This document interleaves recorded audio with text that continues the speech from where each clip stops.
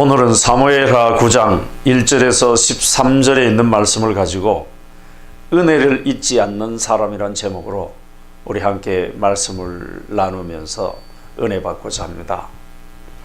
은혜라는 것은 내가 대가를 지불하지 않고 무슨 노력을 하지 않고 얻은 모든 것이 은혜다라고 이렇게 말씀을 드릴 수 있습니다.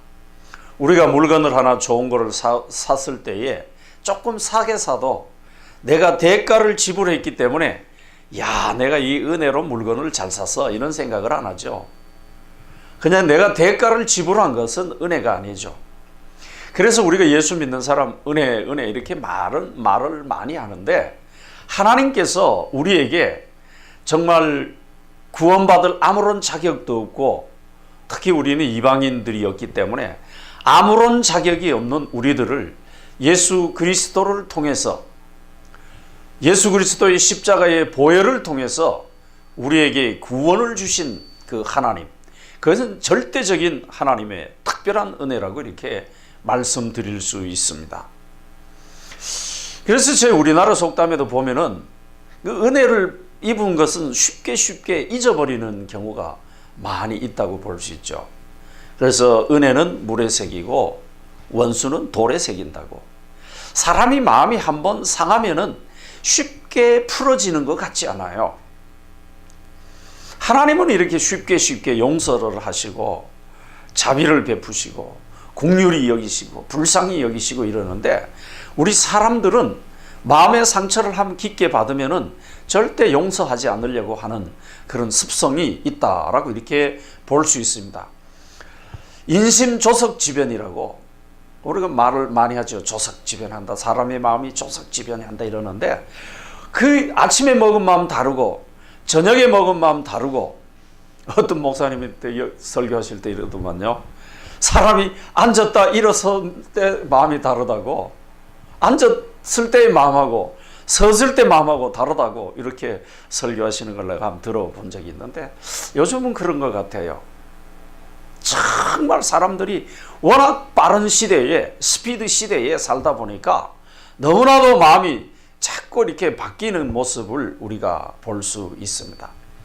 제가 60년 넘게 이렇게 삶을 살아오다 보니까 작은 은혜라도 잊지 않고, 내가 설사 그 사람 못 만나서 갚지는 못해도 잊지 않고 살아가는 사람과 큰 은혜를 잊고도 그 은혜를 원수로 갚는 사람들도 있어요. 엄청난 상처를 주는 사람들도 있거든요. 그런데 그 은혜를 잊지 않고 살아가는 사람들하고 은혜를 잊어버리고 원수로 갚는 사람하고 그 삶의 결과는 참 많은 차이가 있다. 뭐 이렇게 하늘과 땅 차이다 이러고 싶지만은 많은 차이가 있다라고 이렇게 볼 수 있습니다. 제가 요사이 고향 친구들하고 고향 선후배들하고 이렇게 카톡도 하고 전화도 하고, 어떨 때는 보면 뭐 몇 시간씩 전화도 하고 이렇게 하는데, 그들이 하나같이 모든 것이 하나님의 은혜다, 하나님께 감사하고 살아간다, 이구동성으로 그렇게 말씀들을 해요. 그러니까 하나님의 은혜를 잊지 않고 감사하면서 살아가는 그들의 삶을 하나 이래 조명해 보면은 정말 잘 됐다, 생각외로 잘 됐다, 이렇게 제가 판단하게 되는 거예요. 그래서 고린도전서 15장 10절에 보면 나의 나 된 것은 하나님의 은혜로 된 것이다, 오직 나와 함께 하신 하나님의 은혜다. 이 사도 바울의 고백이잖아요. 사도 바울도 본인이 생각해 볼 때에 모든 것이 하나님의 은혜로 되었다는 것을 고백합니다. 그래서 성도님들 중에도, 우리 친구들 중에도 하나님의 은혜로 모든 것이 잘 됐다 하는 사람은 정말 하나님께 감사하고 살아가는 거예요. 그러지 않고 원망하고 불평하고 시비하고 이렇게 살아가는 사람들은 그치, 정말 좀 뭔가 저 참 잘 될 것 같았는데, 정말 장래가 촉망됐는데, 이런 생각을 하고 살았는데 그러지 않는 모습을 우리가 보게 됩니다. 얼마 전에 시골 교회 선배 한 분이 장문의 편지를 보내왔어요. 그 이부섭 장로님이라고 장문의 그 편지를 보내왔는데, 그분의 고백이 뭐냐? 나는 일생 살아오면서 오정길이라는 사람의 이름을 절대 잊지 못하고 그 은혜에 너무나도 감사하고 그래 살아간다. 내가 지금 살아가는 그 기본 바탕에 오정길이라는 사람의 은혜가 있었다. 이런 장문의 편지를 보내봤어요. 그 편지를 받고 은혜에 대해서 묵상하기를 해봤어요. 은혜가 과연 뭘까? 우리가 알죠. 뭐 헬라어로도 알고 영어로도 알고 뭐 다 알지만은 이 은혜가 과연 뭘까? 그렇게 은혜에 대해서 깊이 묵상하면서 요즘 사람들은 그 은혜를 헌식장처럼 버려버리는데, 그래도 이분의 그 마음 바탕에 제가 그분에게 은혜를 베푸는 것은 없거든요. 정말 제가 생각해봐도 기억은 합니다만은 미미한 거였었어요. 근데 그거를 잊지 않고 이렇게 살아간다는 것은 그 마음밭이 옥토였다, 이래 생각을 하는 거예요. 그 마음밭이 옥토였기 때문에 하나님의 축복이 떨어지면은 그것이 그대로 싹이 나고 열매를 맺어서 수확을 하게 되는 거예요. 그러지 않고 은혜를 잊어버리는 것은 마태복음 13장, 마가복음 4장, 누가복음 8장에 있는 씨 뿌리는 비유도 있잖아요.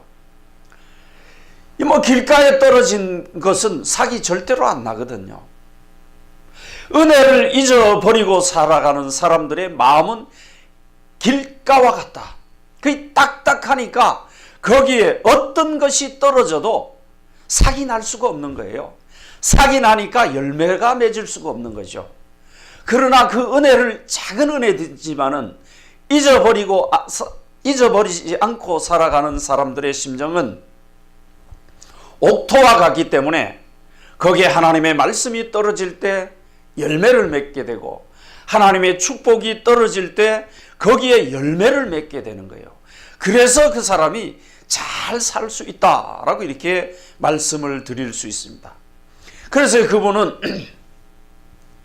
정말 부부가 장로님으로서 권사님으로 은퇴하시고 노후에 저보고 그러는 거예요. 목사, 노후에 내가 걱정 없이 살 수 있다 라고 이렇게 이야기하는 것을 들어봤어요. 노후에 걱정 없이 살 수 있는 것보다 더 좋은 축복이 어디 있어요? 더 그 놀라운 은혜가 어디 있습니까? 인생은 살아가다 보면은 고비고비 어려울 때가 있어요. 참 힘들고 어려울 때가 있는데, 그 힘들고 어려울 때 내가 어떻게 보내느냐, 그 고비를 어떻게 넘겨가느냐에 따라서 그 결과는 하늘과 땅, 천양지차다라고 이렇게 이야기하죠. 이 장로님도 어려울 때 교회에서 통곡을 하고 기도한 적이 있대요. 통곡을 하면서. 그러면서 무슨 말씀을 하시느냐 하면은 잠언 30장 8절에서 9절에 있는 말씀에 대해서 허탄한 거짓말을 내게서 멀리 하옵시며 나로 가난하게도 마옵시고 부하게도 마옵시고 오직 필요한 양식을 내게 먹이시옵소서. 혹 내가 배불러서 하나님을 모른다 할까? 여호와가 누군가 할까 하며 혹 내가 가난하여 도적질하여 내 하나님의 이름을 욕되게 할까 두렵다 라고 이런 기도를 했대요. 그래서 그때 어려울 때 교회에서 열심히 그냥 통곡하고 울고 기도하는데, 어떤 분이, 어떤 뭐 여성 성도겠죠, 분이 그 옛날에 시골에 가면 저희들도 많이 봤어요. 이 조그만 그 망토죠. 거기에 검은 천에 소음 넣고 뉘벼가지고 망토처럼 이렇게 덮고 기도를 하셨어요. 권사님들, 집사님들이. 그분이 그거를 덮어주고 나가시더라는 거예요. 그래서 참 통곡하면서 울면서 엎드려서 기도했던 그 기도를 하나님께서 응답하시고 지금까지 그 기도대로 성수주일하고 목사님으로서 장로님으로 권사님으로 교회에 충성하고 봉사하고 아들 딸도 훌륭하게 키웠다라고 이렇게 고백하는 것을 들어봤습니다. 딸은 이화여대 나와서 현재 고등학교 교사로 봉직하고 사위는 모 기업의 부장으로 일을 하고 아들은 공무원으로 일을 하고 며느리도 중고등학교 교사로 이렇게 사회활동을 왕성하게 하는 것을 보게 됩니다. 그래서 이분이 그거예요. 하나님께서 내 기도를 들어주셔서 그렇게 복을 주셨다는 거예요. 제가 서론에도 말씀드렸지만은 그분이 왜 그런 복을 받고 살아가느냐? 마음이 옥토예요. 작은 은혜도 잊어버리지 않고 살아가는 그 옥토에 하나님께서 복을 마음 놓고 부어주시니까 그 옥토에서 잘 자라서 지금 아름다운 열매를 맺고 살아가는 것을 보게 됩니다. 우리도 이 땅에 살아가면서 하나님께서 주시는 놀라운 은혜와 복을 내 심령이 어떠냐에 따라서 내 마음밭이 어떠냐에 따라서 열매를 맺고 결과가 완전히 달라지는 것을 볼 수 있습니다. 이 오늘 본문에 보시면 다윗은 자신을 죽이려고 했던 사울왕의 손자를 찾습니다. 시바라는 종에게 혹시 사울의 집에 살아있는 사람이 있느냐? 이렇게 물어봅니다. 다윗이 생각하기를 그 전투에 사울도 죽고 요나단도 죽고 이랬기 때문에 살아있는 사람이 있을까? 이렇게 생각했던 거죠. 그래서 있다고 요나단의 아들 한 사람이 있기는 한데 그건 절름발이라는 거예요. 마지막에 보면 양발이 절름발이에요. 이 하나님의 특별한 은혜가 아니고는 절대로 살아갈 수 없는 양발이 절름발이 무비보셋을 찾아서 오는 그 과정, 그리고 다윗은 그 모든 것을 그에게 은혜로 베풀어 주는 그 과정을 설명하는 것이 사무엘하 9장 1절에서 13절이에요.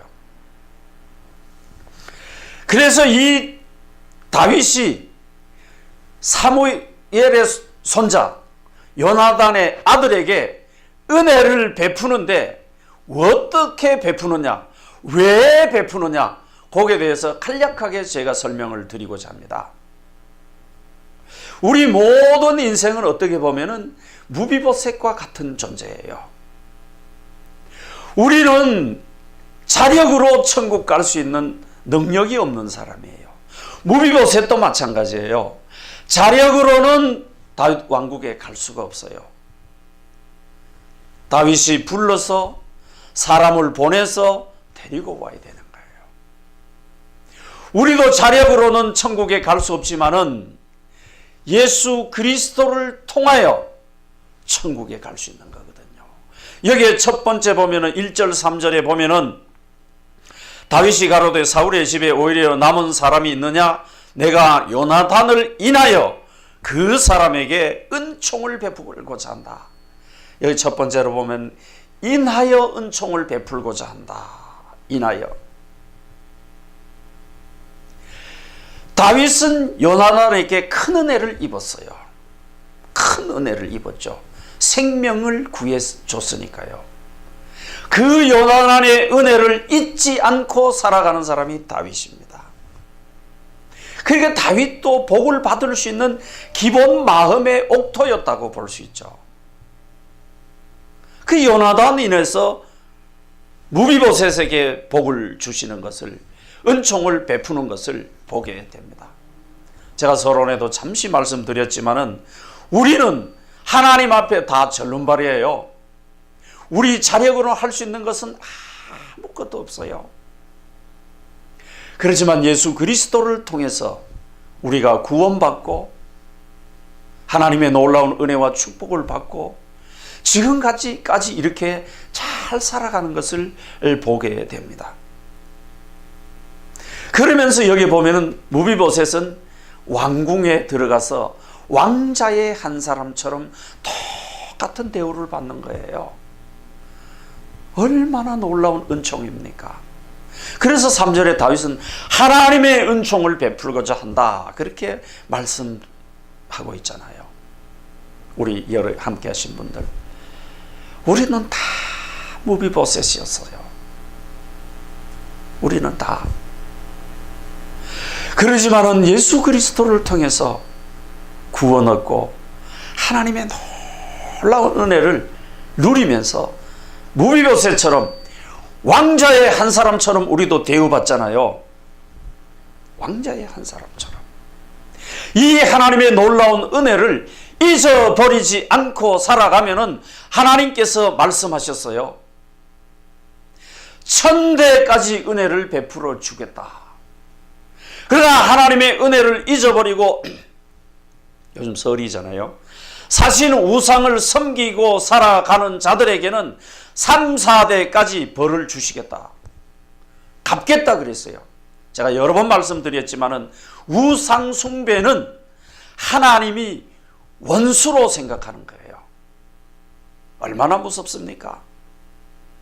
친구가 나를 원수로 생각해도 두려운 거예요. 어떤 사람이 나를 적으로 생각해도 인생 살아가는데 팍팍하고 힘드는 거예요.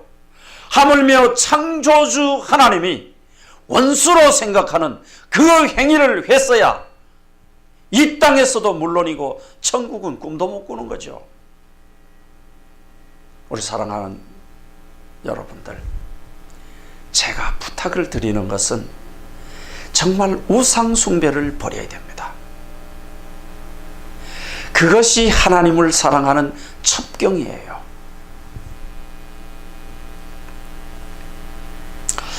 저도 미국 와서 이래 돌이켜 보면은 처음에 뉴욕공항으로 왔어요. 뉴욕공항으로 왔는데 친구 홍영천 목사가 나를 픽업하러 왔어요. 그 홍 목사님이 나를 픽업해 주지 않았으면은 우리 식구는 그게 뉴욕공항에서 꼼짝 못하고 발이 묶여서 어딘지 모르니까요. 동쪽이 어딘지 서쪽이 어딘지 막막하잖아요. 그런데 픽업하러 와가지고 봉고차에 태워가지고 한치의 오차도 없이 본인이 잘 아는 길이니까 여기까지 데려주고, 그 후에도 많은 도움을 줬어요. 그분은. 홍영천 목사가 도움을 준 그거는 하나부터 10까지 다 잘 됐어요. 조금 아까도 만났는데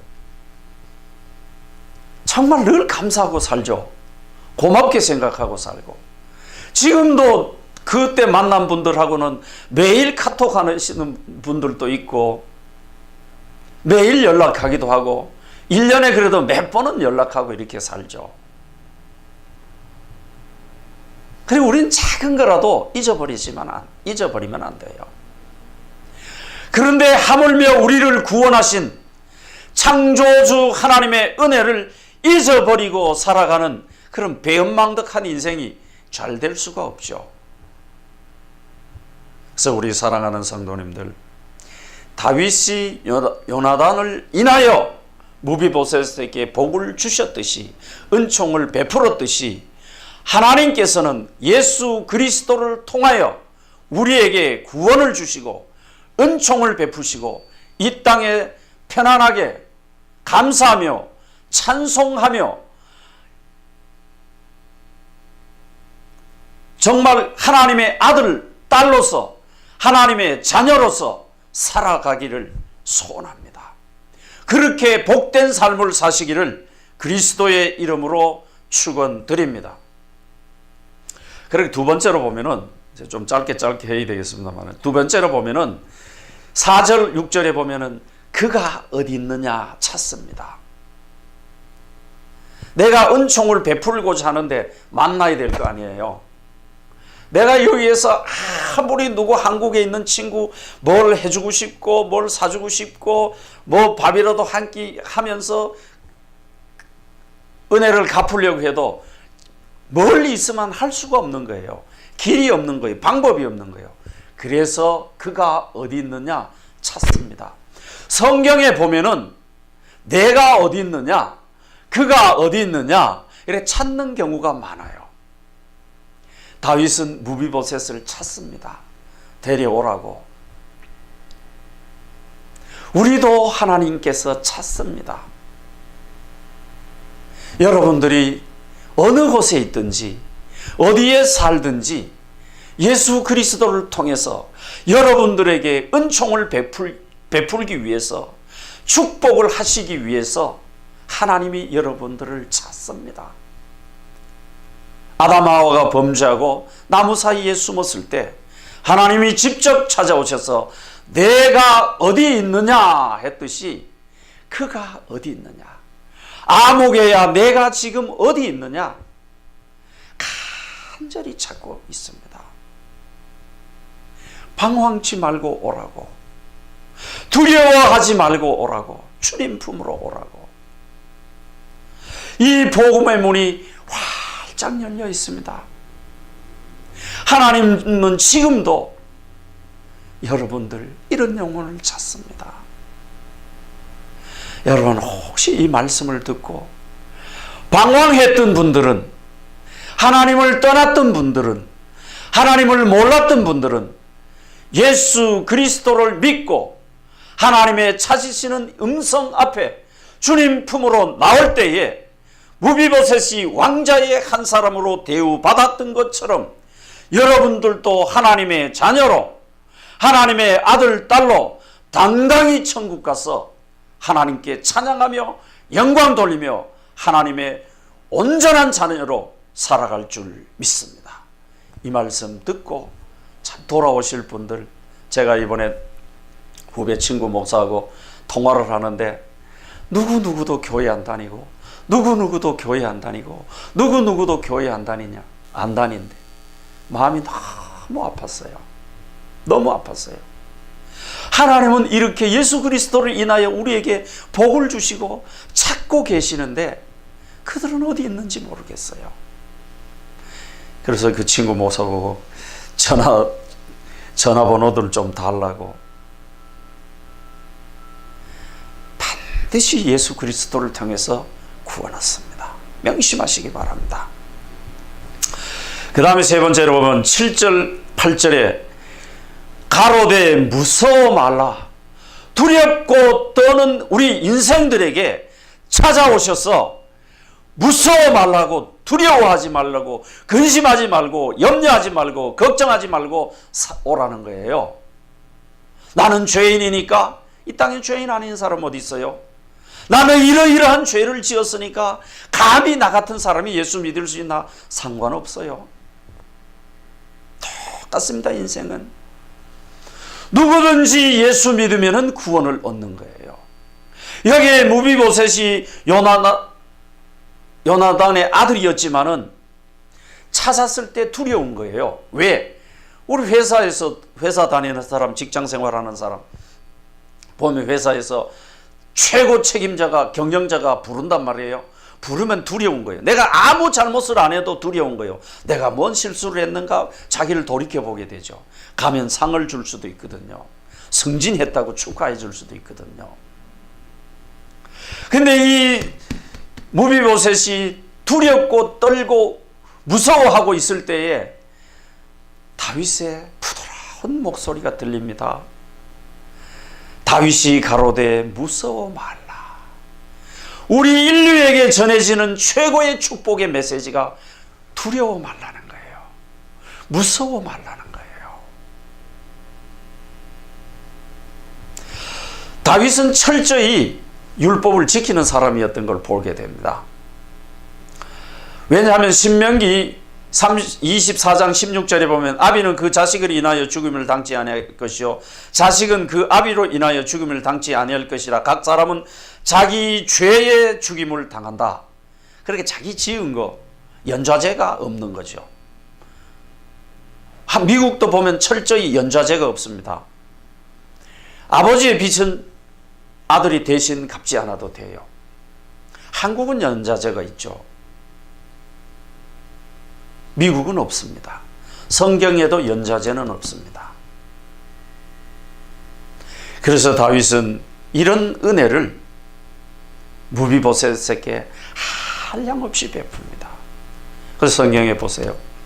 이제 왕자의 한 사람처럼 같이 먹고 지냈다라고 이렇게 말씀하고 있습니다. 다윗은요, 철저히 하나님 중심으로 살았어요. 철저히. 본인이 성전을 지으려고 그 욕심이 있었지만은 피를 많이 흘렸기 때문에 하나님이 아들에게 넘겨라 그랬잖아요. 다음 세대에. 그 솔로몬을 위하여서 금 10만 달란트를 준비했어요. 은 100만 달란트를 준비했어요. 그 외에 많은 것들을, 자재들을 준비했다라고 이렇게 말씀하고 있습니다. 이 금 10만 달란트는 현재 시가로 따지면은 900조 정도 된대요. 그러면 그 900조는 한국 전체 교회를 다 지어도 900조가 될까 모르겠어요. 다윗은 전적으로 하나님을 위해서 헌신하고 봉사하고 하나님의 은혜를 갚고 살은 거예요. 왜? 본인은 말째잖아요. 막내였기 때문에 왕 자리는 꿈도 못 꾸는 거예요. 아버지도 버렸어요. 사무엘도 보면은 오는 아들마다 얘가 왕이다, 얘가 왕이다 그렇게 생각했잖아요. 여러분 명심하십시오. 부모는 버려도 괜찮아요. 사무엘은 버려도 괜찮아요. 여러분들을. 그러나 하나님께서 여러분을 버리지 않고 은혜를 베풀면은, 하나님께서 베풀면은 여러분의 앞길이 탄탄해집니다. 보장됩니다. 이 땅에서뿐만 아니라 내세의 천국은 따놓은 당상이죠.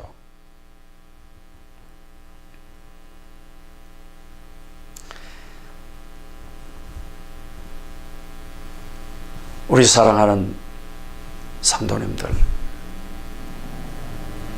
이 시대에 우리가 살아가면서 무엇이 두렵습니까? 무엇이 염려되십니까? 내가 무비보셋처럼 다윗 앞에 불려갈 때 두렵고 떨립니까? 우리가 하나님 앞에 나오는 게 두렵고 떨립니까? 하나님은 사랑의 하나님이시고 용서의 하나님이시고 은혜의 하나님이시고 축복의 하나님이세요. 우리도 절름발이로서 우리 힘으로서는 할 수 있는 것 아무것도 없었지만은 예수 그리스도로 인하여 우리가 구원받고 하나님의 자녀가 되어서 하나님과 함께 찬송하며 기도하며 하나님께 영광 돌리고 살아갈 때에 우리뿐만 아니라 우리 후손, 자자, 손손, 대대에 이르기까지 하나님께서 놀라운 은혜와 복을 풍성히 누릴 줄 믿습니다. 시편 49편 20절에 보면 종귀에 처하나 깨닫지 못한 사람은 멸망하는 짐승과 같다 그랬어요. 우리 인간이 얼마나 존귀합니까? 그런데 이 존귀한 사람이 짐승을 섬기고 살아요. 돌을 섬기고 살아요. 다른 바람이나 이런 피조물을 섬기고 살아요. 그걸 다 버리시고 하나님이 주시는 놀라운 은혜와 복을 늘 명심하시고 우리가 또 작은 은혜라도 입었으면 그걸 갚고 살아가는 그런 마음의 옥토의 밭이 되시기를 그리스도의 이름으로 축원드립니다. 기도드리겠습니다. 하나님 감사합니다. 다윗은 요나단에게 입은 은혜를 갚기 위해 원수의 자손을 찾아 은혜를 베푼 사랑의 모습을 우리가 말씀을 통해서 보게 됩니다. 다윗을 통하여 하나님의 무조건적인 사랑을 다시 한번 느낍니다. 우리도 무비보셋같이 절름발이로서 쓸모없는 인생들이었지만은 하나님께서 예수 그리스도를 이 땅에 보내셔서 십자가를 지시고 보혈을 흘려 구원을 베풀어 주셨습니다. 우리도 그 구원에 동참해서 하나님의 당당한 자녀로 이 땅에서 승리하며 이 땅을 떠날 때에 기쁨과 감사와 찬송으로 하나님 나라에 갈 수 있는 저희들 복된 삶이 되게 해 주시옵소서.